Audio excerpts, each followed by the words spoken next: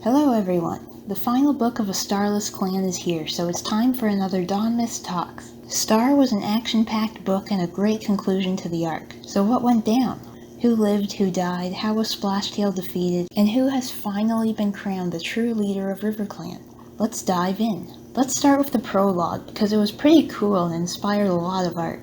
We learn that Splashtail is being haunted regularly by Curlfeather, who in her dark forest form has taken on this really gruesome appearance. She has wounds from the dog attack that killed her. A missing ear, a gash across her cheek, blood glistening down to the bone. It's a really gory description, maybe the most gory we've seen in Warriors. I also believe it's the first instance of a dark forest cat bearing the wounds that killed them, which has been a popular headcanon for years and one that I'd personally like to add to my designs.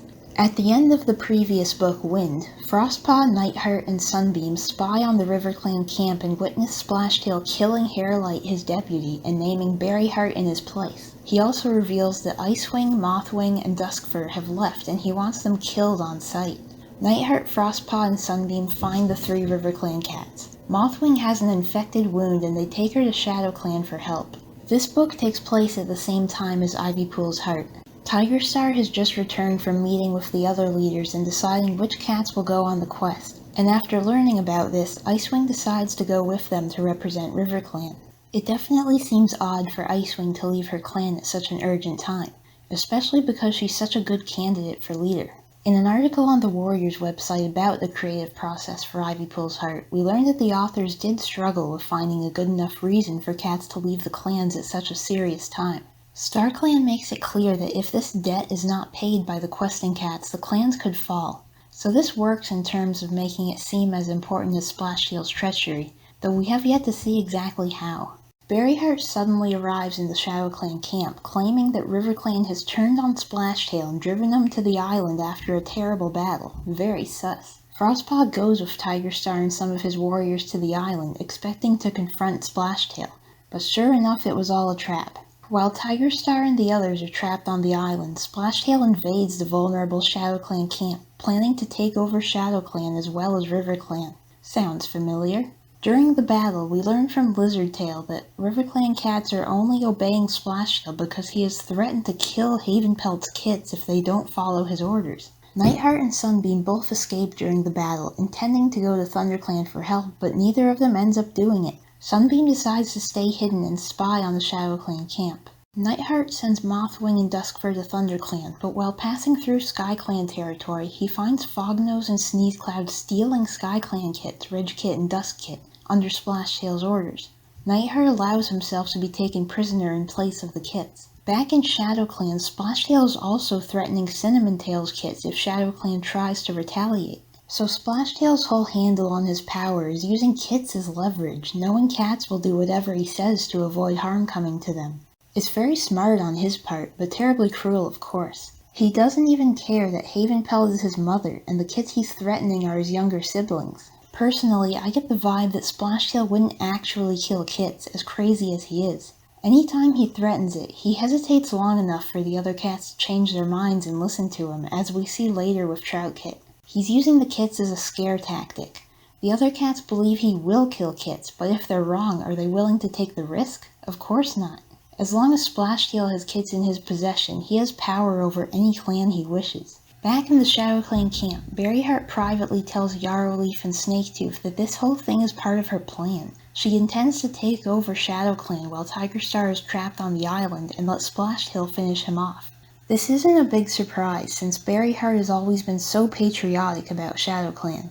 She used an alliance with Splashtail in the past to get ShadowClan out of RiverClan, so of course she would use him again to get what she wants. This time, she sees it as a clear path to becoming ShadowClan's leader. Unfortunately for her, Owlnose overhears everything. Splashtail gives Berryheart the chance to prove her loyalty by killing Yarrowleaf, but she refuses. She is attacked by RiverClan cats, and Sunbeam leaps out of hiding to try to defend her mother.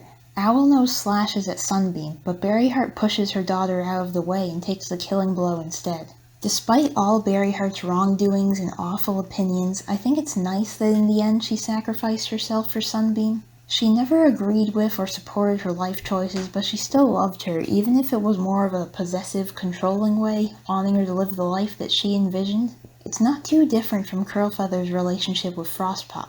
Curlfeather manipulated and used Frostpaw since kithood, but does love her, as unhealthy as that kind of love is. And like Berryheart, Curlfeather's last act was ensuring her daughter's safety. This really has been the arc for unhealthy mothers who love their kits but don't seem to understand that they aren't loving them properly. Meanwhile, Frostpaw has swam across the lake from the island all the way to WindClan to get help for Tigerstar and the other trapped cats. At last, Hairstar is willing to help out, and they recruit Squirrelstar and Leafstar for their cause. They go to the ShadowClan camp, recruit the ShadowClan and RiverClan cats there, and finally all 5 clans go to RiverClan to face Splashtail. The other 4 leaders confront Splashtail and tell him to leave the lake for good. We know Curlfeather is with him now, because during the argument he speaks to some invisible cat beside him, making him look even more crazy to the others. Curlfeather did say she wanted to see him fail, so she's here for the party. Splashtail threatens to kill Troutkit, forcing the RiverClan cats to reluctantly turn on their allies. During the fight, Owlnose attacks Splashtail, saving Troutkit, but he runs off with Floatkit instead. Frostpaw chases down and attacks Splashtail, saving Floatkit, and she goes absolutely nuts on the guy, ripping his stomach open with her hind claws. She even slices the muscles of his heels so he can't stand. By the time the others get there, Splashtail is dying.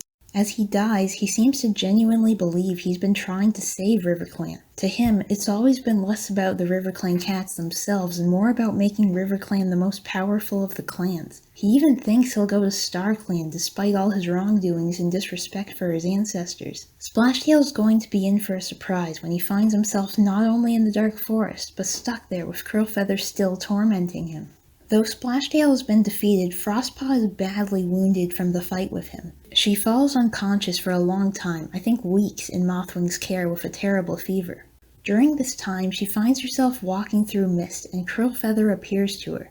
What's interesting here is how she first appears with the terrible wounds from the prologue, but when Frostpaw is terrified by it, Curlfeather makes the injuries disappear. So does Curlfeather actually have control over her afterlife appearance? It makes sense that she might have only taken on the wounds to torment Splashtail, remind him what he did to her. But I also wonder if she does always look this way, and StarClan allowed her to appear uninjured to Frostpaw. She argues with Curlfeather, but can't get her to take responsibility for what has happened to RiverClan. Curlfeather insists it's all Splashtail's fault, and she was just trying to keep Frostpaw safe by making RiverClan strong. Riverstar shows Frostpaw a series of visions of times when RiverClan could have disappeared, including Tigerstar and Leopardstar creating TigerClan and Darktail taking over RiverClan's camp, trying to make her understand that all 5 clans will disappear without her. But Frostpaw is so exhausted from fighting, arguing with cats who won't listen to her, she doesn't want to deal with the issue. Poor Frostpaw has been through so much, she's actually okay with dying and guiding the clans from StarClan. She wants to stay with her father J-Claw, who seems to really want her in StarClan. I guess he's lonely, and seems to not be concerned with RiverClan's future, or his daughter staying alive. Tree manages to reach her in the dream, and makes her understand that she is the only link RiverClan has to StarClan now. She must wake up and choose a leader, or all the clans will disappear. He gathers she-cats who love Frostpaw, except for Whistlepaw, I guess, and has them sing like the sisters do, summoning Frostpaw's spirit and returning her to the waking world. Finally, Frostpaw feels loved, appreciated, and understood by her clanmates. Her medicine cat ceremony is held, and she's named Frostdawn, for she is leading RiverClan into a bright new dawn. Frostdawn is ready to choose a leader, and sure enough, Icewing has returned just in time. She becomes RiverClan's true leader, Icestar, and she and Frostdawn plan to make RiverClan even better than before by bringing back the meditation from Riverstar's time and ensuring their clanmates always act with honor. Icestar chooses Owlnose as deputy even though he turned down the leadership position before.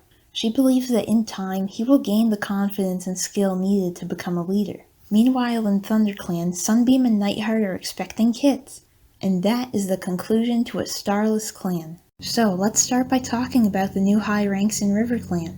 We have Icestar as leader, Owlnose as deputy, and Mothwing and Frostdawn as medicine cats. Icestar is definitely a great choice. Her leadership qualities have stood out in this arc, and I think the only thing preventing her from being chosen as leader before was the fact that Tigerstar put her in charge during his takeover. Some cats saw her as having some loyalty to ShadowClan, and Splashtail and his supporters were so against ShadowClan's interference. I am a little disappointed that the leader wasn't a cat outside of RiverClan or even Frostdawn, only because an existing RiverClan warrior just feels too obvious. It would have been a more interesting twist for it to be a cat outside the clan, such as Bee the park cat, who I still think is relevant somehow. I was surprised when Owlnose was picked as deputy. When he was chosen to be RiverClan's leader, he wasn't exactly fit for the position, and he himself said he just wanted to be an ordinary warrior. I got the idea he was happy without any future promotions, but he did suddenly get tough while working with Splashtail in this book. I can't believe Owlnose is the one who kills Berryheart.